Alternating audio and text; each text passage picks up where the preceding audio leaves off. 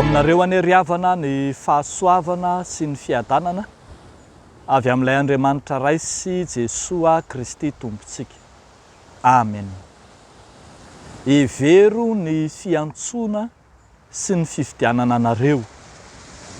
Evero ny fiantsoana sy ny fifidianana anareo.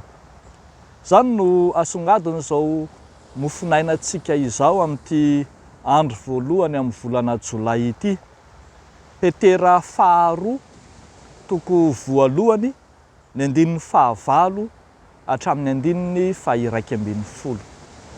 Vakitsika amin'ny anaran'i Jesoa manao hoe: fa raha anananareo zany zavatra izany sady anananareo betsaka, dia tsy avelan'izany ho malaina na tsy havokatra ianareo amin'ny fahalalana tsara an Jesoa Kristy tompontsika. Fa izay tsy manana izany zavatra izany kosa dia toa jamba ka tsy mahajery lavitra, sady nanadino ny nanadiovana azy tamin'ny fahotany fahiny izy. Ary amin'izany dia mahazo tokokory rahalahy ampitoetra ny fiantsoana sy ny fifidianana anareo. Fa raha manao izany zavatra izany ianareo dia tsy ho tafitohina akory mandrakizay, fa toy izany no anomezana malalaka ho anareo ny fidirana ho any amin'ny fanjakana mandrakizay, izay an Jesoa Kristy tompontsika sy mpamonjy atsika. Ray Masino, manamasinanay amin'ny fahamarinana, ny teninao no fahamarinana. Amen. Mitoera amin'ny fiantsoana sy ny fifidianana anareo.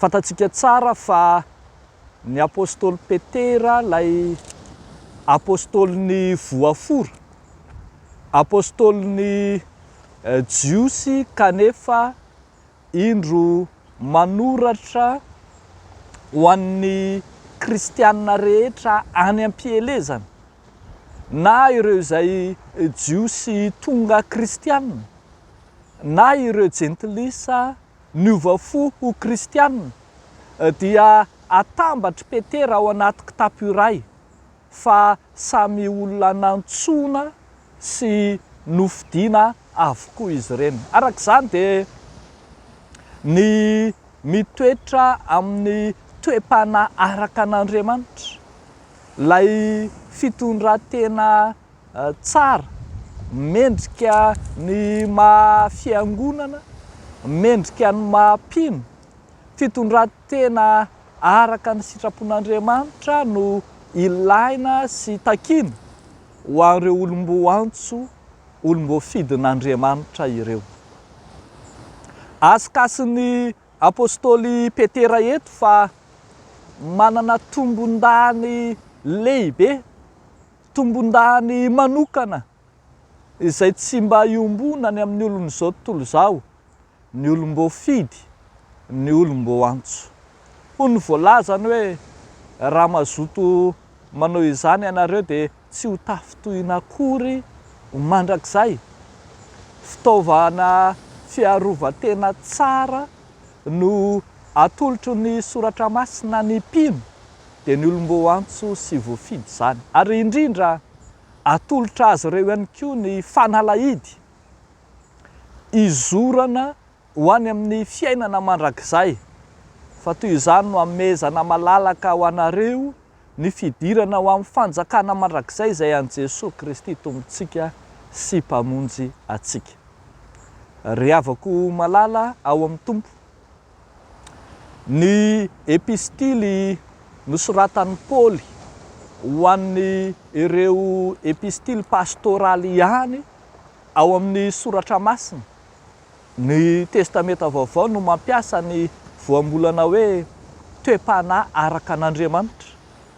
Fa indro ampiasain'ny apôstôly Petera ihany koa zany eto, entina milaza ireo moraly, fitondran-tena tsara, na ny azahoantsika azy dia hoe ny etika, etika ny fiangonana, etika ny olom-boantso, etika ny olomboafidy.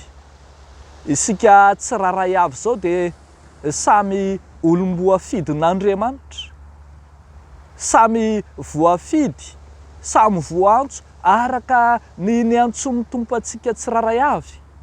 Misy ny natsoina ho mpitandrina, dia taoma mba ampiasa sy iaina ny etika mahampitandrina azy.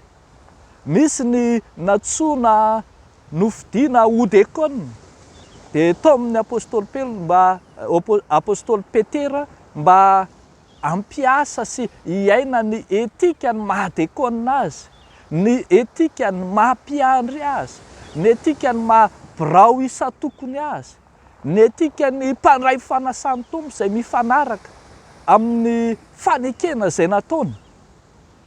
Izany no miaro ny tenantsika amin'ny zavatra maro, miaro antsika tsy ho tafitohina, ary koa mampiditra antsika malalaka ho amin'ny fanjakana mandrakizay. Ny apôstôly ry havako malala dia niteny fa mila mitandry tena fatratra ny mpanompo voafidin'ny tompo. Azony ny fiantsonanareo hoy izy, ary miantso antsika raha teo ny soratra masina manontolo mba ahatonga antsika iaina ny sitrapon'Andriamanitra.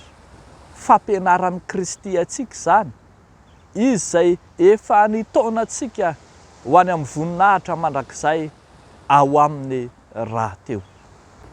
Ry havako malala ao amin'ny tompo, misy dikany lehibe ny nanofanan'ny tompo, nanomezana ireo fanofanana teorika samihafa alohany nanirahany ny mpianatra, na ireo mpianatra 70 lahy nirahana hitety vohitra, na ny apôstôly 12 lahy dia samy nomena ny fampianarana tsara ilaina sy sahaza azy ireo mba ampitoetra azy amin'izany fitondran-tena tsara, ny etika samihafa amin'ny maha-olomboantso, olomboafidy azy ireo.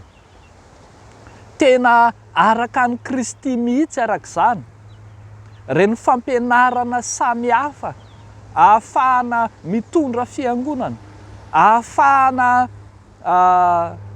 manatanteraka ny asa-panompona, mitarika fivoriana, ahafahana manao ny andraikitra ny adidy, eny fa na dia hatramin'ny fanadiovana fitaovan'ny fiangonana na fanadiovana ny fiangonana azy, dia misy ny moraly takiana ao amin'izany. Io tsy vita fotsiny amin'ny hoe ny fanahy masina hitarika, ny fanahy masina hiasa, fa takiana ampino tsiraray avy ihany koa ny ananana izany toe-pitondran-tena, fitsim-piainana, takiany ny asa fanompona izany.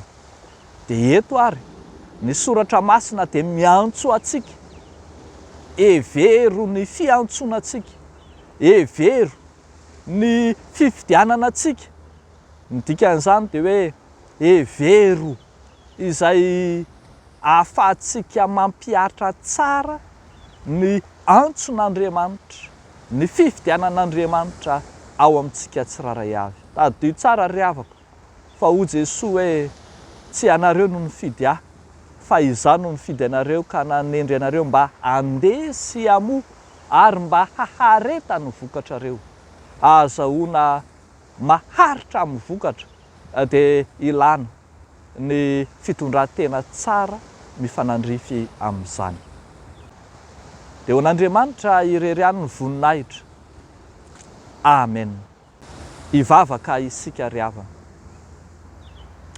Tompo Andriamanitra rainay tsy toa, Andriamanitra efa niantso sy nifidy anay, mifidy mpanompo maro samihafa araka ny fombanao ianao. Efa nanendry anay mba handesy hamoa, ary ankehitriny dia indro ianao no mametraka ao am-ponay ny fitondran-tena tsara ilaina sy takiany ny teninao. indro ianao no mibaiko anay sy maniraka anay mba andeha aharaka ny sitraponao. Mivavaka manokana zay ho an'ireo mpanompo voafidinao, ireo nantsonao amin'ny fanomezam-pahasoavana maro samihafa mba andeha araka ny antsonao azy izy ireny ka ahatanteraka ny sitraponao. Da io Tompo ny fanompon'ny tsiraray avy, ampaherezo, toano ary fenoy ny fanahinao masina mba azahoan'ny toetra amin'ny fiantsona izay efa nifidiananao azy.